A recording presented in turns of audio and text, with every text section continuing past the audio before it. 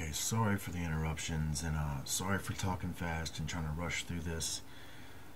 I got all kinds of things that I'm trying to get out. I can't get out. There's so many interruptions. I'm just trying to do the best I can. I'm going to try to calm myself down right now and kind of give you this so that you can fully understand it. Now, as I said, we have two paths as they've been presented to us, both under deception. Let's start with this one over here. We're looking at from the full view. Now, let's say we have these people over here basically within these religions, okay? Basically the normal religions, as we'll call it, Christianity and the such. Well, they start out in the center. Basically, these people are looking for God. That's how they get in this. That's how they get in this. They're looking for God. Well, when they get in this, they've got to ask somebody where God is, who God is. Because that's what happens when you go into an institution. That's what happens when you go into a church. Somebody else is telling you where God is. Somebody else is telling you who God is. So when you go into this place, they say, oh, okay, we can help you out. Basically, what's going on is that God wants you to do this, and then God wants you to do that, and then God needs you to do this, and then God needs you to do that, and then God needs you to do this, and then God requires that over you. Well, then they say, well, in order for him to love you, you have to keep repeating it. And then they repeat it. And they say, well, to really please them, you got to keep repeating this indefinitely, over and over and over again.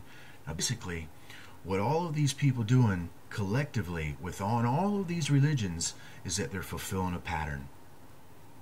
They are fulfilling a geometric equation that has a purpose.